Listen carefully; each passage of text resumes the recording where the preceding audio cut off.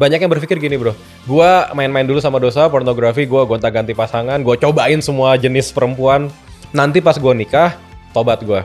Bro, gue sama Jess juga, puji Tuhan gak yang parah gimana, tapi kita juga gak mulus pas pacaran. Dan ini yang mungkin sebagian orang agak sulit percaya, tapi bro, nafsunya hilang. Gue nggak tahu lagi di gereja dapet apa gitu, karena ngantuk, capek kan dari pagi kita kerja segala macam, jadi di gereja udah cuman gini. Cuman waktu itu yang goalnya adalah gini, yaudah yang penting gue ke gereja deh. Pertemuan dengan Tuhan yang benar-benar bertemu itu waktu di JKT48. Hai, ini gue Daniel, tetangga kamu. Yuk kita mulai. Oke, nanti kita akan ngomongin soal jodoh sih. Cuman ini penting nih. Pastinya gitu ya. Iya. Kenapa Tuhan memberikan lu Jessica gitu, Iya. dan sampai diserang netizen juga gitu kan. Nah, itu nanti. Ini trending topik juga bro, kalau gue bawa firman. Selalu ada yang nanya soal pasangan. Lagi bahas kekudusan, apalah pasangan aja yang ditanyain terus kan. Iya. Nah, sekarang kita mau balik lagi ke kekudusan. Oke, gitu. kekudusan. Kenapa anak muda harus menjaga kekudusan? Karena kekudusan itu bukan hanya untuk orang tua. Maksudnya banyak yang berpikir gini bro, gue main-main dulu sama dosa, pornografi, gue gonta-ganti pasangan, gue cobain semua jenis perempuan, nanti pas gue nikah, tobat gue. Asumsinya gitu kan. Tapi setan yang gangguin kamu di masa mudamu akan gangguin kamu juga di masa pernikahanmu kalau kamu gak usir dari muda gitu kan. So good. Banyak yang ngerasa pas gue nikah nih bebas gue dari pornografi, jadi ketika diberkati silahkan mencium pasanganmu. Setannya pergi. Enggak bro. Data statistik mencatat banyak orang yang sudah menikah masih terikat pornografi kan bro.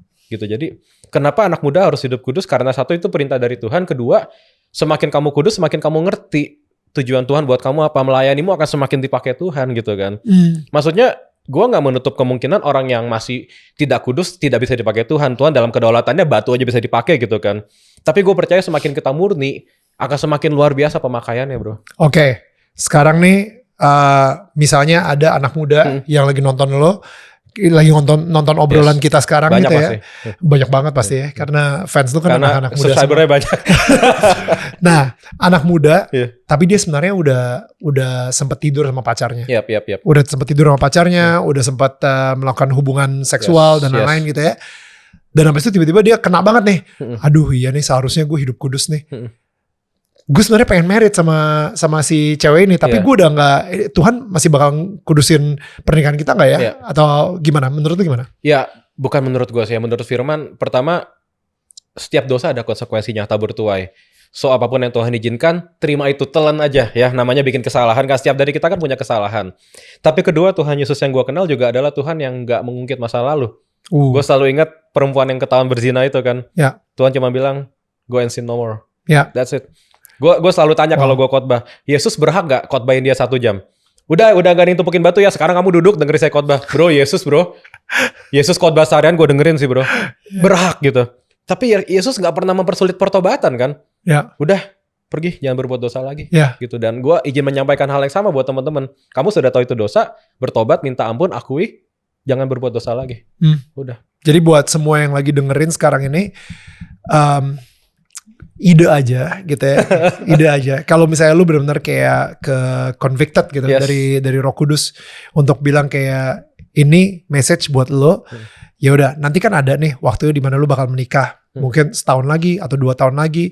Ya udah, selama 2 tahun itu coba deh berdua benar-benar hidup kudus sampai nanti menikah gitu. Kayaknya akan ada bedanya deh. Pasti.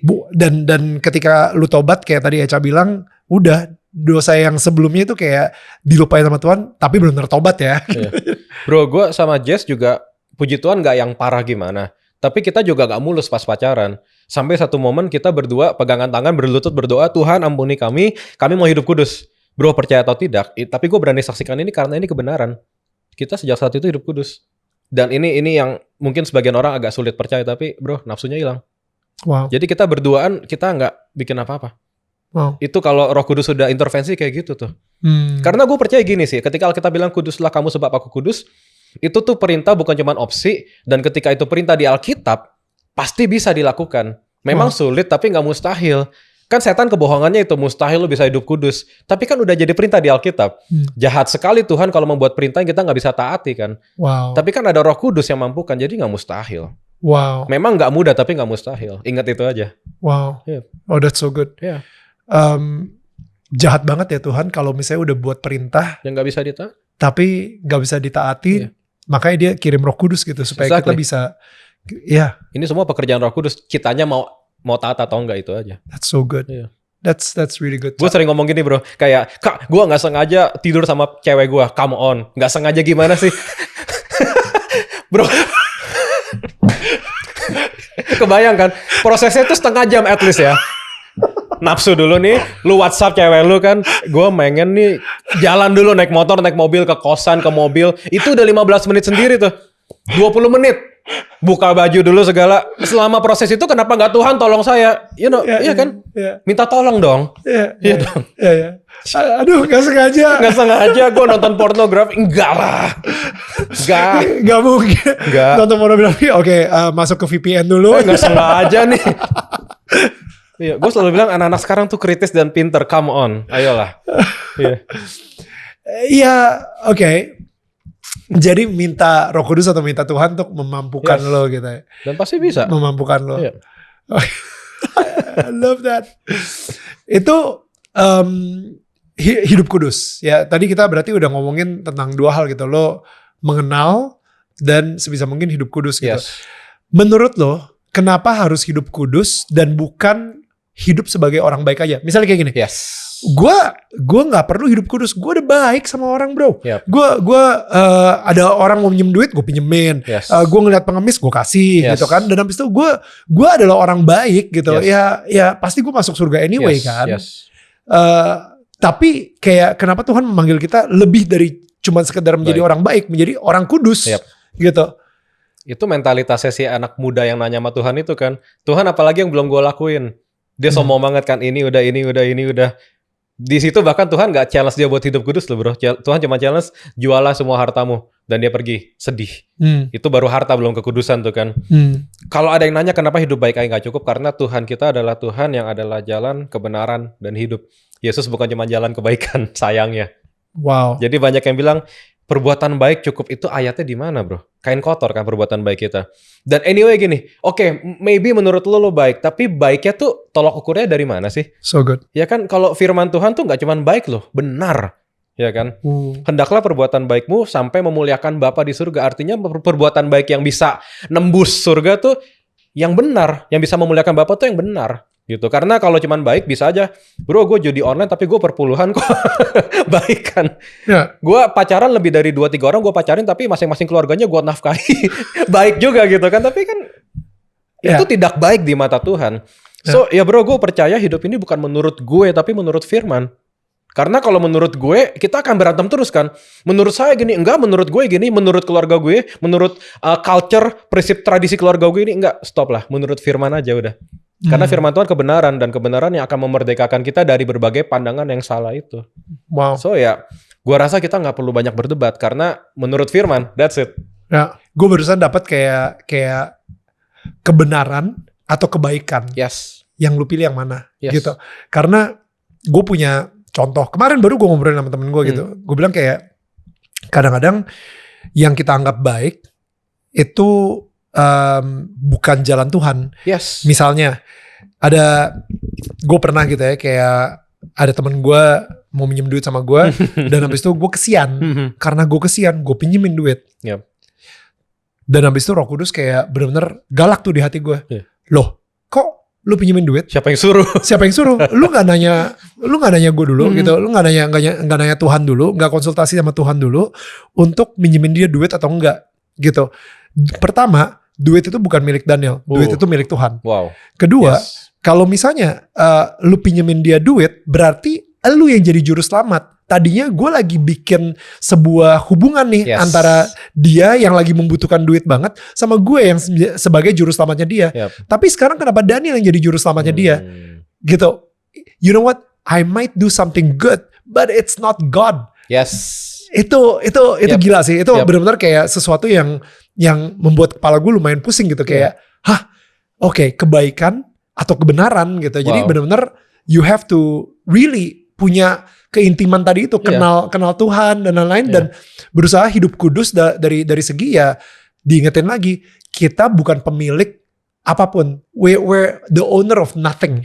You know, kita bukan pemilik apapun dari dunia ini, tapi kita adalah manajer dari semuanya yang ada di dunia ini. Bahkan apapun yang sekarang ini Tuhan titipkan ke kita, kita manage kelola, itu. Kita kelola gitu. Bro, gue ingat yang Yesus memarahi Petrus itu kan. Oh iya. Iya. Pergilah iblis gitu. Itu baik banget yang Petrus bilang kan, Tuhan jangan sampai mati, kurang baik apa. Tapi itu nggak benar. So ya, gue berdoa kita bisa mengejar kebenaran instead of cuman kebaikan. Iya. Karena kalau baik, orang nggak perlu kenal Tuhan buat baik, bro. Tapi benar itu. Karena banyak orang yang kecewa sama agama. Oh ya. Sehingga mereka bilang, mendingan gue jadi orang baik daripada menjadi orang beragama dan kayak lo. Kayak gitu misalnya. You know, dan itu kayak, oh wow, you know, that's sad gitu ya. Jadi kebanyakan orang meninggalkan Tuhan karena orang-orang yang beragama ini kayak merepresentasikan Tuhan dengan sangat negatif gitu. Jadi akhirnya banyak orang bilang, udahlah mendingan gue jadi orang baik aja. Udahlah jadi baik, karmanya juga bagus. Semesta ini mendukung gue. Dan akhirnya semesta tuh gak punya kuasa, bro. Iya, pencipta semesta yang punya kuasa. Yes. Makanya anak-anak muda stop ya, semesta mempertemukan omong kosong. Gak usah gini, puitis boleh, bodoh jangan gitu.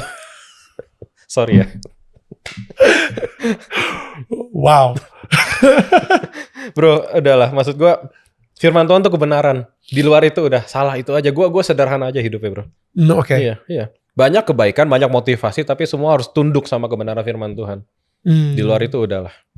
Ya, kalau enggak kita capek. Kita jadi kombinasikan firman sama kepercayaan, sama tradisi. Jadi capek, bro. Sedangkan firman Tuhan itu murni. Dia perisai bagian berlindung. So ya, berlindunglah. Instead of berusaha mengubah firman, kita berlindung aja di bawah firman. Wow. Iya. Sekarang mau ngomongin jodoh nih, bro. Waduh. Lu tadi bilang kalau jodoh ada di tangan Tuhan. Yes. Kenapa lu percaya itu, Bang? Karena tangan kita kotor, bro. Karena kalau jodoh, misalnya gue nih anaknya kan musik banget. Specifically gue sangat suka musik jazz. So gue bercita-cita punya istri yang jazzer. Puji Tuhan gue dapat istri yang bisa appreciate musik jazz tapi dia bukan jazzer. Dan setelah gue renungkan, itu baik, bro.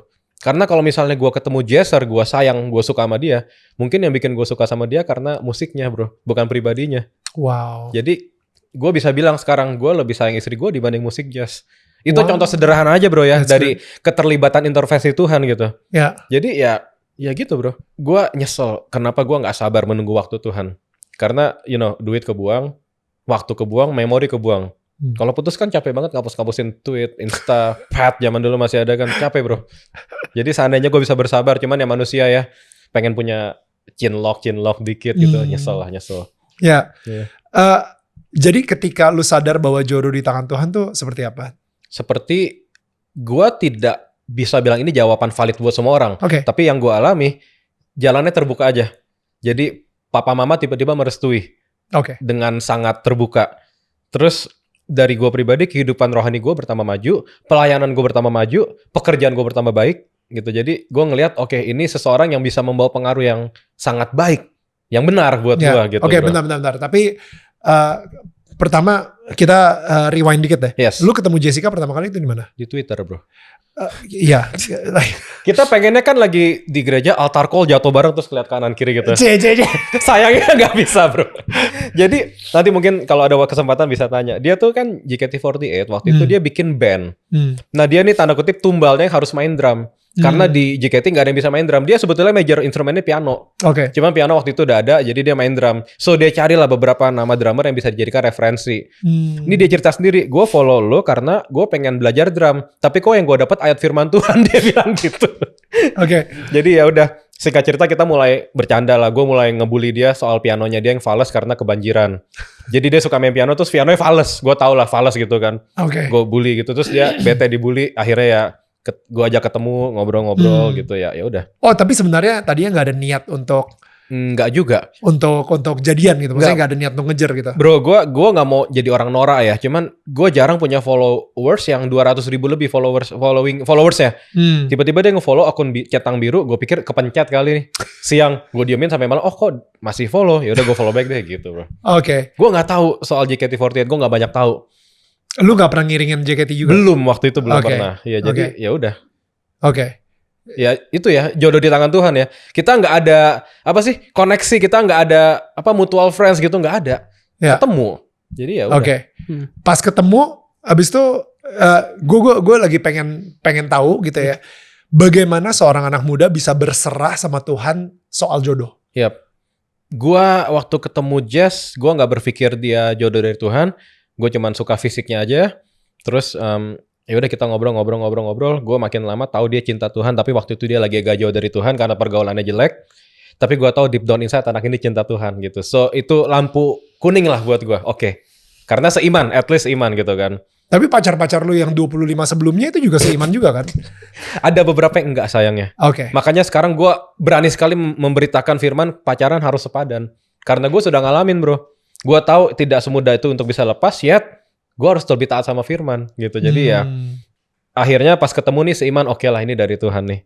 Oke. Salah satu indikasinya gitu. Oke. Jadi ya kita coba jalanin. Sempet bergumul juga, sempet yang berapa hari nggak WhatsAppan, drama juga sempet ada lah. Tapi akhirnya oke. Dan ketika akhirnya kita jadian, gue pertama kali dengar seumur hidup ada cewek ngomong gini, kalau kamu mau sama aku maunya serius ya. Gitu. Aku maunya kita punya komitmen. Bro, gue nih orang tua kan bercerai. Dan gue nggak bermaksud jadi playboy gimana, tapi gue orangnya lumayan bosenan. Dan kayaknya nggak siap berkomitmen. So waktu itu pernikahan tuh bias banget. Tiba-tiba dia ngomong kayak gini, gue duas nikah nih ya. Dan gue nih orangnya sangat suka belanja alat musik. Jadi gue nggak nabung waktu itu. Tiba-tiba pas Jas ngomong gitu, oke, gue harus nabung nih. Wow. Harus siap-siap nih mental semua. Agak telat, tapi oleh anugerah Tuhan, puji Tuhan, bisa juga. Wow. Iya. Oke. Kalau gitu kita ajak Jess masuk untuk ngobrol Boleh. sama kita kali ya. Dan sekarang ini sudah ada twing muncul Jessica. Hai. Sorry. Jessica Sumantrika.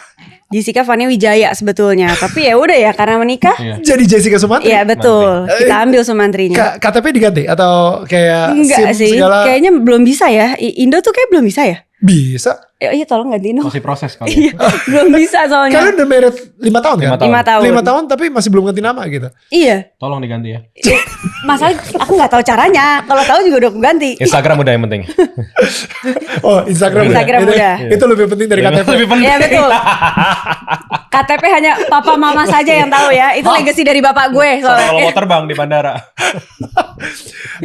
Viola aja udah ganti nama Viola Mananta gitu kan. Dia bisa nyebut Mananta gak bro? Bisa. Iya. Mananta gitu. Mananta. Oh, iya. Enggak, tapi sebenarnya Mananta itu ternyata nama Itali. Oh. Jadi bokap gue kan Chinese. Ketika dia harus ganti dari 3 nama ke nama Indonesia, dia lagi baca bukunya judulnya pokoknya adalah buku mafia gitu. Gokil. Tentang mafia Itali gitu. Gokil. Dan di situ ada namanya karakter yang dia suka banget, Don Mananta. Oke. Oh, I see. Suka banget dia sama si karakter Don Mananta ini. Akhirnya ya udah dia ganti nama jadi Doni Mananta. Oh gitu. Lucu banget. Yoi. gitu ya? Nah jadi dan menariknya gue akhirnya married sama Viola, dan Viola ini bokapnya setengah Sicilian. Wow. Oh. Dan Viola pas begitu nyampe ke Sicily balik lagi gitu, abis itu dibilang kayak married sama, jadi sekarang namanya Viola Mananta. Orang Sicilinya nggak ada masalah untuk ngomong Mananta Wow. gitu. Jadi Oh, pelafalannya I itu see. it's familiar banget. Sih, Menarik ya? jodoh di tangan Tuhan kan. Jodoh di tangan Tuhan. Kalau tangan kita mana bisa bikin skenario sekeren itu bro. Yoi. Tangan kita bau. Balik lagi. Sama lah dia ngomongnya gitu. Sama. Padahal tadi gak ada. Iya sama ya. Nah, tangan dia kotor gitu kan Sama. kalau ini ngomong. Jodoh. Anyway, Jodoh. Jess. Yes. I want to get to know you better. Gimana cerita lo akhirnya bisa ketemu Tuhan Yesus gitu, dan apakah itu pas lagi di JKT atau sebelum JKT atau gimana tuh? Oke, sebenarnya dari kecil udah Kristen gitu Oke. kan, karena papa mama ya udah Kristen gitu kan, jadi lahir oe haleluya gitu kan, itu Right. otomatis lah gitu. Oh haleluya. Haleluya ya, kita udah bukan oe lagi, haleluya kita. Terus abis itu memang nggak yang sampai intens banget mengerti tentang kekristenan dengan benar gitu, karena memang anaknya suka aja sekolah minggu kan banyak teman, dapat jajan gitu-gitu, udah selesai. Sampai akhirnya justru pertemuan dengan Tuhan yang benar-benar bertemu itu waktu di JKT48 gitu. Jadi waktu di JKT itu kan memang jadwal padat ya. Kita nggak ngomongin JKT-nya lah ya, namanya dunia entertainment ya Pasti gimana padat, sih ya kan, ya. pasti padat gitu. Karena harus dijelasin nih, kalau enggak ntar ada yang salah nih JKT ya yang bikin lo gini, enggak gitu. Karena memang dunia entertainment padat, dan waktu itu masih SMA gitu loh, SMA 1 udah mulai masuk ke JKT gitu. Jadi memang lagi di zamannya harus sekolah bener-bener ngatur jadwalnya sekolah, tapi juga harus latihan juga, harus syuting juga, terus bisa tiba-tiba kita terbang ke Jepang gitu. Jadi kayak chaos lah jadwalnya. Nah di sana akhirnya yang anak yang setiap hari Minggu itu ke gereja, mulai kan Minggu gak ke gereja kan gitu, karena jadwal sampai hari Minggu tuh ada gitu. Akhirnya mulai kayak dimulai dari kebiasaan yang hilang, lama-lama ih kok aneh ya gue setiap minggu ke gereja, sekarang gue gak ke gereja nih. Mulai abis itu akhirnya izin, boleh nggak saya setiap minggu di jam-jam khusus gue kabur deh ke gereja gitu. Waktu itu kan memang teater kita ada di FX, jadi paling deket ke Senayan City gitu. Jadi ngabur ke Senayan City, gereja di sana apa segala macem. Walaupun waktu itu kayak gue nggak tahu lagi di gereja dapet apa gitu, karena ngantuk, capek kan dari pagi kita kerja segala macam, jadi di gereja udah cuman gini. Cuman waktu itu yang goalnya adalah gini, yaudah yang penting gue ke gereja deh, udah itu dulu absen gitu kan. Sampai akhirnya waktu itu pendetanya ngomong gini, siapa di sini yang setiap hari baca Alkitab, angkat tangan. Jemaat angkat tangan dong. Lah gue gak angkat tangan. Gue diem aja. Terus ini diem aja tuh karena lagi tidur atau? Iya tuh. tidur terus denger ya, terus ngintip dong enggak. Jadi emang kayak aduh kok gue gak angkat tangan ya. Udah. Ditanya lagi, kalau misalnya gak baca Alkitab, siapa yang doa saat teduh setiap hari? Angkat tangan lagi jemaatnya. Gue diem lagi. Oke, tapi belum bergeming tuh. Itu minggu-minggu pertama. Terus abis itu beberapa minggu kemudian kayak begitu lagi. Jadi tuh setiap tuh pendeta khotbah, dia selalu ngomong intronya tuh gitu. Oh, that's nice. Gitu. Gara-gara dia ngomong gitu lama-lama, iya juga ya. Endingnya dia bilang gini, yang gak baca Alkitab, yang gak saat teduh setiap hari, nanti kita gimana mau ketemu di surga. Dia ngomong gitu. Waduh. Dalam. Gimana kita mau ketemu di surga? Katanya pada mau masuk surga, tapi nggak baca, nggak tahu apa-apa. Gimana nih? Waduh, mati gue masuk mana ya? Gue kalau ditanya Tuhan gue yang gue sebut nama bos gue yang ada. Saking gue lupa nama Tuhan gue. Setiap hari gue joget melulu gitu kan. Kayak siapa nih nama bos gue yang ada gue sebut nih gitu kan. Akhirnya, aduh Tuhan, kok jadi gini ya? Iya deh. Mulai dari situ hati kayak, ini ada yang salah nih dari gue nih. Gue kalau misalnya nggak kenal Tuhan gue gimana gitu. Akhirnya mulai membangun saat teduh. Tapi waktu itu memang gue nggak punya background untuk saat teduh tuh yang benar gimana. Aku nggak punya background kak gitu. Jadi kayak yang benar gimana sih saat teduh? Yang gue cuman tahu di kuping dan dengar dari orang-orang katanya saat teduh kan doa, tutup mata, nyanyi, udah terus gitu kan. Jadi oke, yaudah deh gue coba nyanyi. Cuman karena waktu itu berdasarkan teori manusia, jadi ya udah tutup mata, lipat tangan, merem, iya segala macam, otak kemana-mana. Ya. Karena kayak aduh bentar lagi gue mau sekolah lagi. Ya. Aduh abis ini gue teater lagi. Abis ini sana sini muter. Terus kayak aduh gue gak tahu lagi gue dapet apaan dalam saat teduh gue. Buru-buru panik itu. Terus saking gak ngerti lagi harus ngapain, bisa sambil mandi sambil saat teduh. Ya. Kurang ajar banget gue ya. Terus udah gitu kayak di sofa di rumah udah mulai tuh bangun pagi, lebih pagi lagi untuk saat teduh, tapi ketiduran lagi.